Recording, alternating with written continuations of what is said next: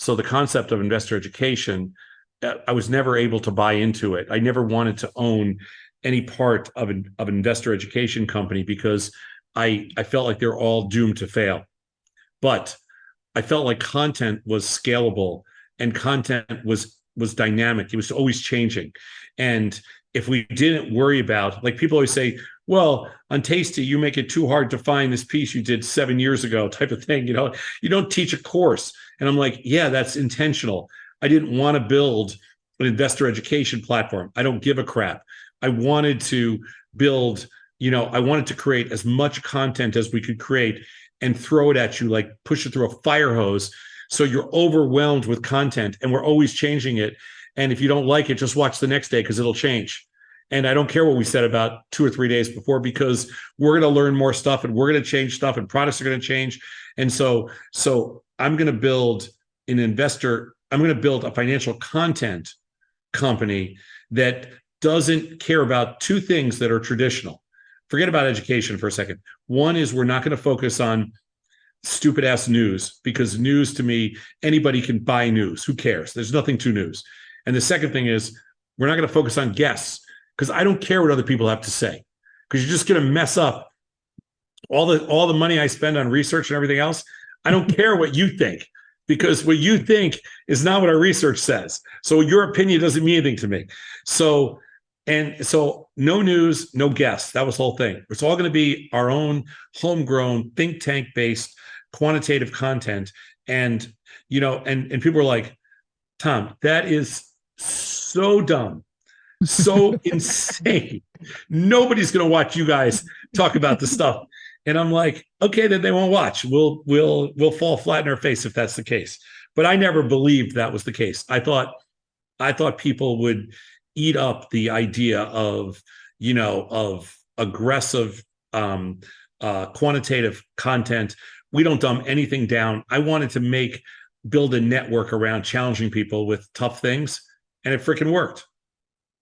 It does. And I think another thing that you guys do really well still, though, is you make very seemingly challenging problem sets more consumable, and especially the way you talk about them, which I think is no question about that. No question. It's a tremendous skill you have. So one of the things I wanted to kind of get your take on is you've found what I consider to be one of the best balance acts between theoretical understanding of things, but then the practical application of it. Yeah. How did you develop that? And then I can see it through all of the pieces you put out that you still integrated, but how did you develop that? Well, we kind of backed into it. So first of all, one of my skills is making very complex. I just did a talk in front of a group of it was kind of like not a seminar. It was this educational event for PhD students in business from all over the world to fly to this one event so they could have this kind of symposium. And I was the keynote speaker, and my topic was essentially making complex topics simple, because they're like, that's the problem with most PhDs and most talks, is that nobody really it's very rare skill set to make really complex financial topics simple. There's no way to make a Black-Scholes discussion crazy simple. So we're good at it. And we realized that, over time, when we started to build Tasty, we recognized, I kind of knew it going in, but we've really worked on that skill. But I think that, it wasn't just about making complex topics simple and integrating that in. We also decided very early on that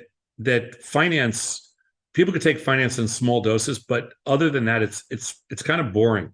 And, it's very hard to get people to really that interested in finance that they can watch it all day long, all the time, and all that kind of stuff. So we decided that we're going to integrate personalities. We're going to make this about us, and we're going to make this about our personalities. We're going to make this around, everything from what did you have for lunch to what'd you do last night, to are you talking to your wife type thing. Like we were going to be, the rule we had at Tasty was, if you come to work for the network, nothing is off limits. Like your life is out there. Like my wife used to be, when we first started, she'd be like, listen, I don't like this. I'm private. I don't want anybody to know about. And I'm like, listen, this is what we're doing. This is it. Like, I'll try to leave you as out of it as much as I can, but this is our network. Everything is on the table. This is what we do. And by doing that, I felt there was it would change a little bit about the world of finance, and we would make finance a combination of complex topics, but also people would want to, they get to like you. They want to know who you are. They want to be with you. They want to listen to you. I listened to like Stern for like 30 years. And I used to be like, my favorite thing about Stern is not even listening to Stern. It was always like listening to all the crazies that worked for him. It's the same as everybody. I'm no different than anybody else.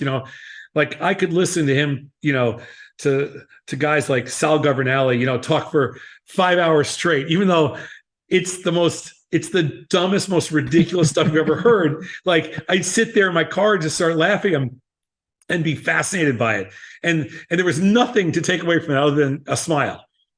But I figured, to a certain extent, we can create not the same thing, but in the world of finance, we can be personalities, and we can have a relationship with our viewers, and that we don't care about how much money you have or how much you trade or, how much you love us or hate us. Every day I'd have people write to me and say, we're not a political firm at all, but we definitely, wear we kind of wear our colors on our sleeve, and we're not the same as everybody else in the world of finance. And yet people still watch us no matter what side of the fence you're on. Everything else, people like, they'll argue with us and they'll be like, hey, you guys are insane. I think you're crazy. I can't believe you think like that. But the other side to it is they still listen every day, and we still have this relationship, and we're still friends. And, we've built this crazy relationship with hundreds of thousands of people over the last 2 decades, which is incredibly unique in finance. It doesn't exist anywhere. Like there's no place in the world of finance where anybody knows who a CEO is in the financial world, or has a relationship, emails or live shows or whatever else it is. It just doesn't exist. It does not exist in finance. And at Tasty, it exists.